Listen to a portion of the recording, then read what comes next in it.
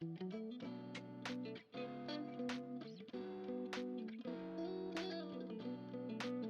selamat malam Ibu Diana dan juga teman-teman sekalian. Kami dari kelompok 3 kelas B dengan mata kuliah Geometri Analitik akan menjelaskan mengenai elipsoida dan berikut adalah gambar dari elipsoida. Nah, sebelum lanjut ke dalam materinya, kami akan perkenalkan diri kami terlebih dahulu. Dalam kelompok 3 terdiri dari 4 orang anggota. Yang pertama ada Ade Rekti Setiawan, ada Nuristy Farida, ada Daniel Victorio, ada Srinovi Elizabeth dengan NPM yang tertera. Nah, selanjutnya ada pengertian dan juga jenis dari elipsoida. Jadi elipsoida itu merupakan sebuah permukaan ruang dari suatu elips yang diputar terhadap sumbu putar. Nah, sumbu putar pada dimensi 3 ini ada 3. Jadi ada sumbu X, ada sumbu Y, dan juga ada sumbu Z. Nah, keempat jenis dari elipsoida ini dibedakan dari panjang ketiga sumbu tersebut. Jadi A ada pada sumbu X, B ada pada sumbu Y, dan C ada pada sumbu Z. Yang pertama, elipsoida triaksial ketika A lebih besar dari B lebih besar dari C. Yang kedua, elipsoida oblat ketika A sama dengan B lebih besar dari C. Yang ketiga, elipsoida prolat di mana panjang A sama dengan B namun lebih kecil dari C. Yang keempat, ada elipsoida bola di mana A sama dengan B sama dengan C. Nah, ini adalah gambar dari keempat elipsoida sebelumnya. Dengan keterangan garisnya, warna merah ini ada panjang A dengan sumbu X, lalu warna hijau ini ada panjang B dengan sumbu Y, dan yang warna biru ini ada panjang C dengan sumbu Z.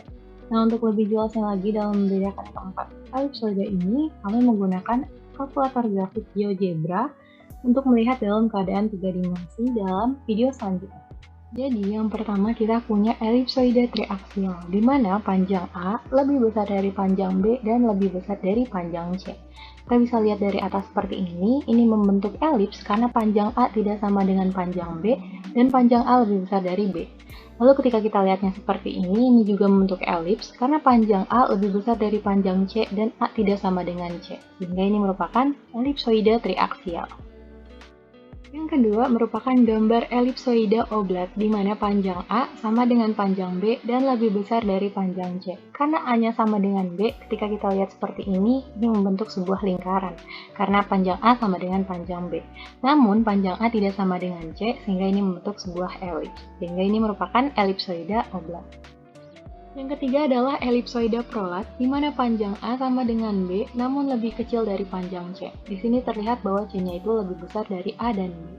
Karena A sama dengan B, sehingga ini membentuk sebuah lingkaran. Ketika kita lihatnya seperti ini merupakan gambar elips, karena panjang C ini lebih besar dari panjang A. Sehingga ini merupakan elipsoida prolat. Lalu yang keempat ada elipsoida bola, di mana panjang A sama dengan panjang B sama dengan panjang C. Apabila kita melihatnya seperti ini merupakan gambar lingkaran.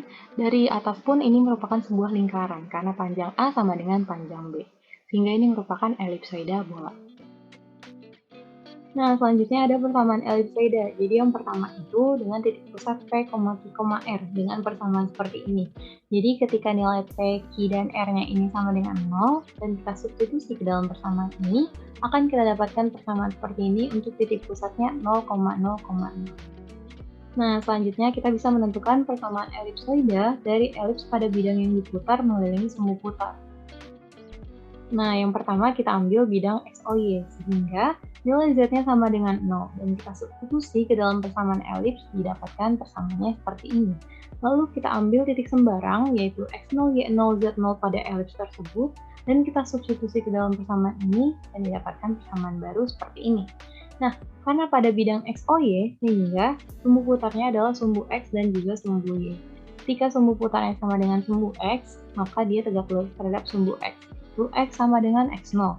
Dan ini merupakan persamaan bola yang dilalui, dan kita substitusi keduanya ke dalam persamaan tadi.